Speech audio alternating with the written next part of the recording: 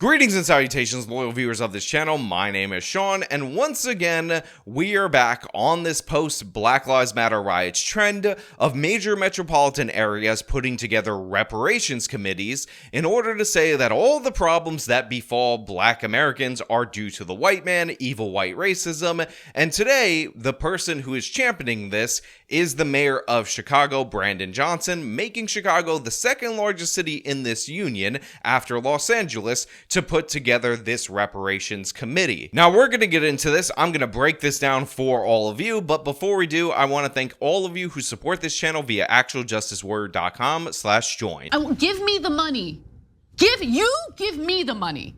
Okay. The Juneteenth flag raising event downtown today as Mayor Johnson announcing plans for a reparations task force. So right off the top, I just wanted to point out for everyone out there in the audience that I had no idea that there was a specific flag for Juneteenth, which honestly is quite annoying. It is quite absurd. And the reason why is because Juneteenth was unfortunately passed into law as a federal holiday as Juneteenth Independence Day rather than Emancipation Day as a way to give Black people their own separate Independence Day from the United States of America, when that makes no sense at all. On top of that, Juneteenth is really a Texas holiday, and if you wanted to do something for the emancipation of slavery, what you could do is have a federal holiday for the ratification of the 13th Amendment, which actually did that. That would make more sense. But instead, this artificially created holiday that was essentially put forward by the TV show Blackish in 2017 is now a federal holiday and used as a jumping off point for people in the left wing to decide that they want to extract resources from white people because aren't white people racist, and now we have this new day that's all about hating the white person rather than acknowledging the objective good that ending slavery actually was in this country. Now, of course, Brandon Johnson is among the worst of the worst. This guy is a nonstop race baiter, nonstop race hustler.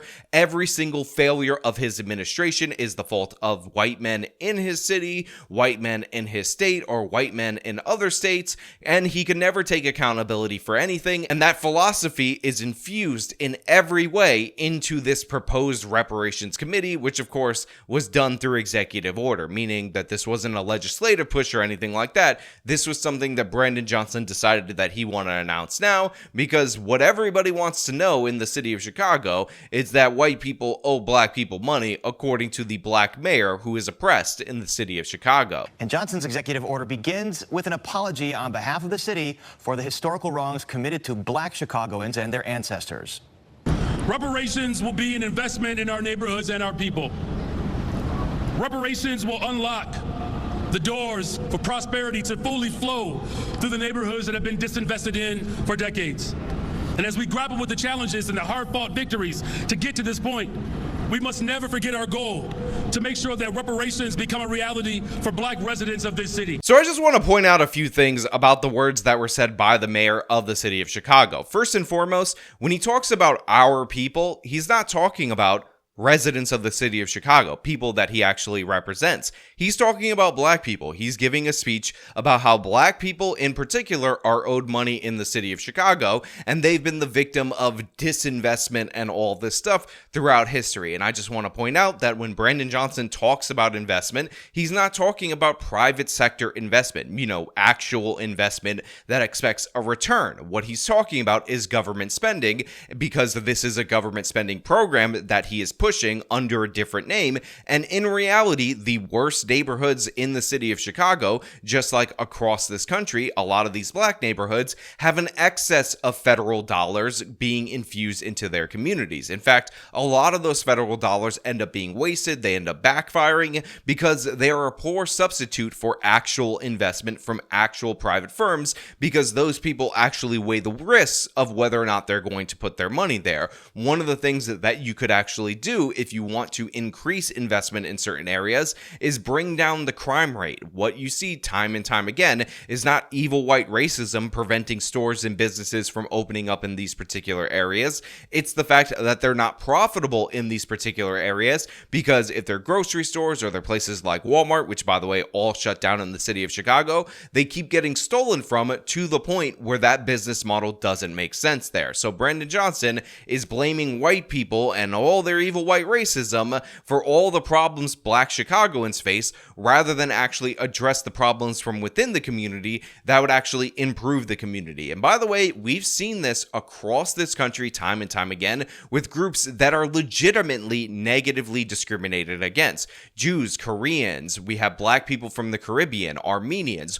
all these different ethnic groups in the United States of America through various times have faced some level of discrimination, and sometimes they face levels of discrimination not only inside the United States of America, but the world over. And what do these people do? They end up working together. They develop high social trust, and that allows them to be successful, not just in the US, but everywhere in the world. And a lot of Black people pre the 60s welfare programs actually did have these associations that did work together to help improve the station of the Black American during the Jim Crow era. So in the face of oppression, so it's not something that Black people could not overcome because they were actually doing it in the past. Again, from 1940 to 1960, the Black poverty rate fell by half in this country. Half during that period. The rate in which progress continued after these welfare programs were introduced specifically to help Black people as a form of reparations by another name slowed down dramatically. It actually, in some cases, got worse for Black Americans. So helping them through government handouts actually hurts them.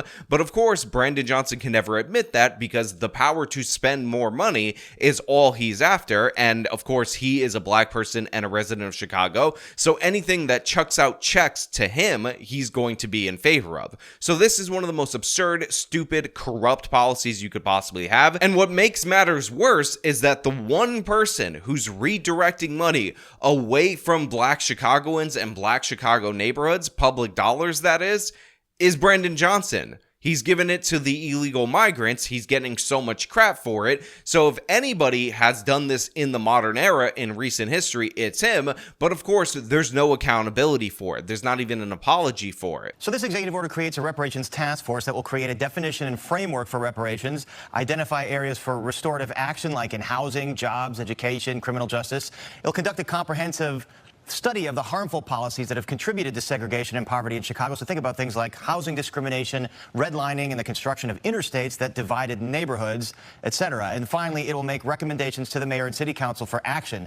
The mayor has pledged $500,000 for this effort in the current city budget. No word on whether the study will come up with a funding source to provide resources for reparations. So first of all, I just want to point out that Brandon Johnson is putting together this commission to study the issue of reparations, propose a framework for reparations, but he's already in favor of the reparations. And you listen to the list of everything, they're all different left-wing programs that he already supports, so you already know how this is going to go. Criminal justice reform. They're going to hamstring the police even more, making things worse in Black areas in the city of Chicago, which of course is going to drive them further into poverty because guess what? Crime drives poverty, not the other way around. And then that is going to be used as an excuse to attack white people even more because that's what Brandon Johnson's all about. Housing discrimination. I can't believe they mentioned redlining. To be clear, redlining I think was instituted in 1934 and then was ended in 1968, and yet we're still hearing about this program. We're still hearing about the problems of this FDR era kind of thing, the grading of neighborhoods. The fact of the matter is the problems with these neighborhoods are based on how people in these neighborhoods behave now. They're based on their credit worthiness, and no amount of, one period of time for a little bit, this ended up happening, therefore we're going to pretend like that's still what's going on now 60 years later because we don't want any accountability for people in this area. It's absurd.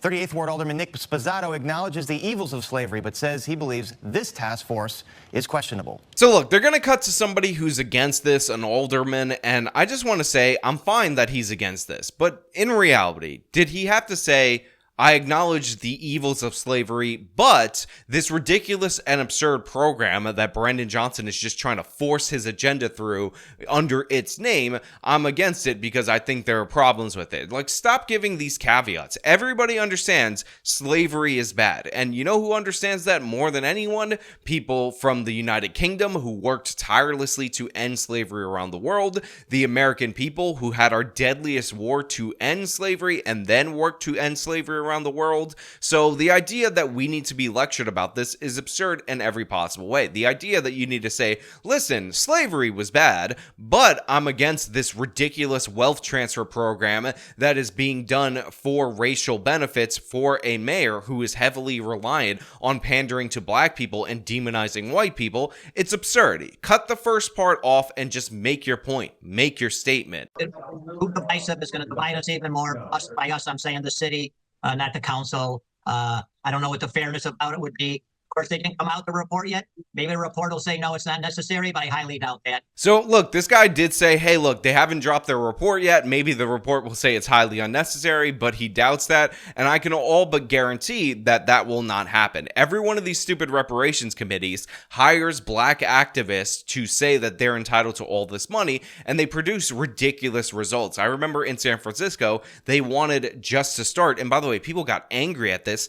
$5 million in one-time payments, and then housing for residents of San Francisco that are black that costs only $1, and a bunch of other things, about 200 of them, that are absurd in every possible way. So we expect the city of Chicago to do something similar, maybe even worse, maybe a little better. It depends on what you think. Is Brandon Johnson more woke than the black people of the city of San Francisco, or less woke? It's up to you. But yeah, this is just one giant virtue signal by Brandon Johnson, who is desperate to get the attention of black voters that he's losing in droves due to the fact that he's the only person who's pulling public resources from black people and giving them to illegal migrants. Now, of course, I want to leave this question up to you guys out there in the audience. Do you think reparations is good? Is it something that you support? No, I'm just kidding. I know people watch my videos are going to be against this, but what do you think are some of the recommendations that this committee is going to come to the conclusion of? Leave me your best suggestions for what Brandon Johnson's hand-selected committee is going to say black people are entitled to down in the comments below. As usual, if you like the video, show them by leaving a like, subscribe for more content, follow me on my social media, support me via the support link in the description of the video. This has been me talking about Brandon Johnson blaming white people for everything yet again. Till next time.